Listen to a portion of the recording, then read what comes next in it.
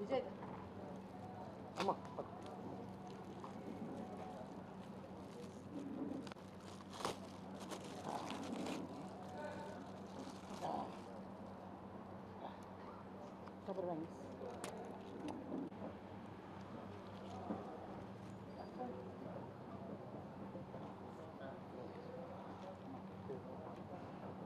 అయ్యా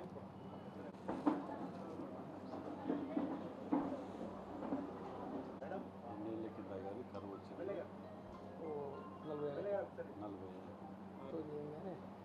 అప్పుడు వానలు పడ్డాయి. మీరు అనుమతిస్తే మొదలు పెడదాం అయ్యా.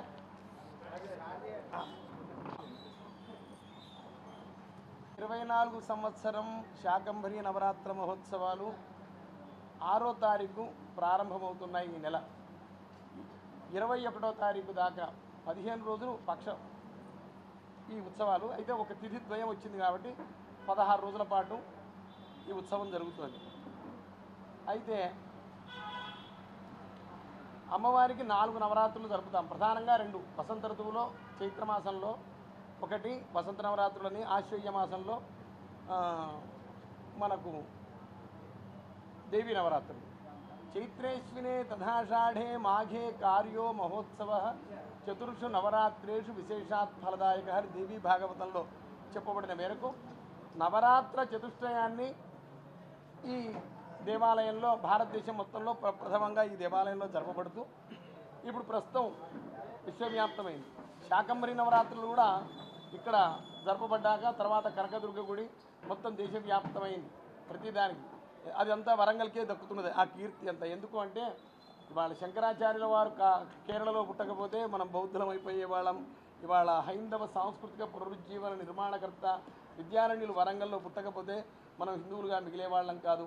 అట్లాంటి విద్యారణ్యులకు జన్మనిచ్చిన నేల తల్లి వరంగల్. ఈ గడ్డ యొక్క గొప్పతనం అట్లాంటిది, అమ్మవారి యొక్క మహిమ అట్లాంటిది. భద్రం శుద్ధాత్మ విజ్ఞానం భద్రలోకానురూపం మంగళ కలయితి జనయతీతి భద్రకాళి అని నమ్మిన వారికి మంగళములను భద్రములను శ్రేయస్ సంపదలను మోక్షానికి హేతువైన శుద్ధాత్మ జ్ఞానాన్ని మనకు ప్రసాదిస్తుంది. కాబట్టి ఆ తల్లిని భద్రకాళి అన్నారు. ఆమె దగ్గర శాకంబరి ఉత్సవం మనం చేస్తే ఇప్పుడు ప్రపంచమంతా ఇది వ్యాపించింది.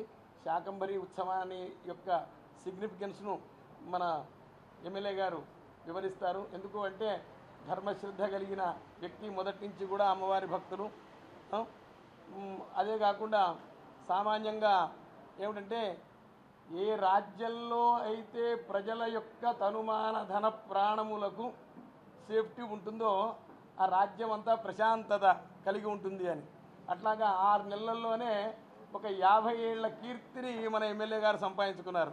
మహా గొప్ప నాయకుడు అని. ఎందుకంటే మాకేం తెలుసు, ప్రజలు వచ్చి మా దగ్గర అంటూ ఉంటే, ఎందుకంటే యద్యదాచరతి శ్రేష్ఠ అయ్యా, అందరం ప్రశాంతంగా ఉన్నాం. అదొక చాలా ఆనందకరమైన విషయం అని ఒక మాట అన్నారు. వీరి కీర్తి ఇంకా ఇతోధికంగా ఇనుమడింపజేయాలి.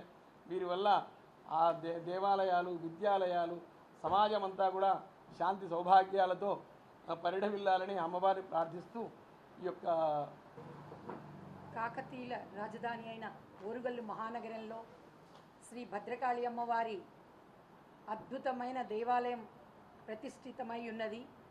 ఈ యొక్క దేవాలయంలో శాకంబరి నవరాత్రులు 6/7/2024 నుండి 21/7/2024 వరకు అద్భుతంగా జరపబడుతున్నాయి.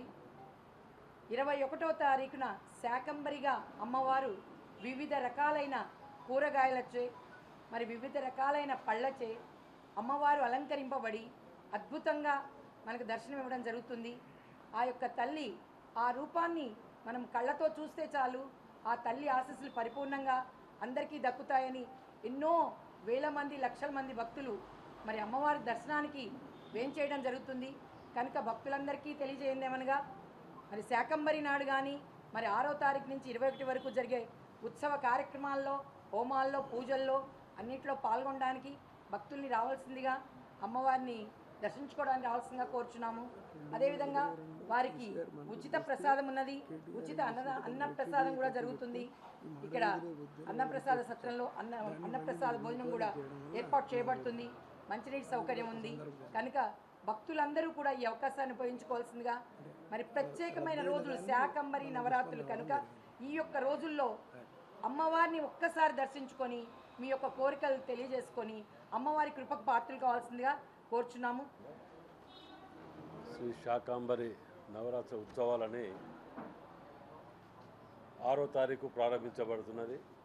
కావున వరంగల్ జిల్లా ప్రజలందరూ కూడా అమ్మవారి ఆశీర్వాదాలు తీసుకొని అందరూ ఆయురారోగ్యాలు సుఖ సంతోషాలతో ఉండాలని మరోసారి మనము అమ్మవారిని కోరుకుందామని చెప్పి మనవి చేస్తూ, మరి గతంలో కూడా కరువు వాటిల్లినప్పుడు ఇలాగనే శాకాంబరి నవరాత్రి ఉత్సవాలు నిర్వహించినప్పుడు మరి అమ్మవారి ఆశీర్వాదంతో ఆ కరువును నివారించగలిగిన శక్తులు అమ్మవారు ప్రసాదించడం వలన మనందరం కూడా సుఖ సంతోషాలతో ఉన్నామనేది గత పాలకులు కానీ గత చరిత్రలు చెప్తున్నాయి. వాటిని అనుసరిస్తూ మరి పెద్దలు మరి అయ్యగారు శేషయ్య గారు ఆధ్వర్యంలో ఈవో గారి సారథ్యంలో వీటిని చాలా ఘనంగా నిర్వహించుకోవడానికి, అదేవిధంగా ముఖ్యమంత్రి గారిని కూడా వచ్చే విధంగా ఇన్విటేషన్ కూడా మేము ఈ రేపెల్లుండిలో ఇవ్వబోతున్నాం. ఇన్ఛార్జ్ మినిస్టర్ గారు కానీ లోకల్ మినిస్టర్లు అందరూ కూడా దీంట్లో పాలు పంచుకొని ఈసారి మొట్టమొదటిసారి అధికారంలోకి వచ్చిన తర్వాత మాడ వీధులు వీటన్నిటినీ కూడా ఇన్స్పెక్షన్ చేయడానికి కూడా అదేవిధంగా మంత్రులు శ్రీనివాస్ రెడ్డి గారు వస్తాను కూడా చెప్పడం జరిగింది. మరి అధికారం వచ్చిన తర్వాత మొదటిసారి మీ అందరినీ ఇక్కడ ప్రెస్ మీట్లో కలవటం, అమ్మవారి ఆశీర్వాదాలతో అందరికి కూడా ఆయురారోగ్యాలు ఉండాలని కోరుకుంటూ ఘనంగా నిర్వహించాలని చెప్పి విజ్ఞప్తి చేస్తాం.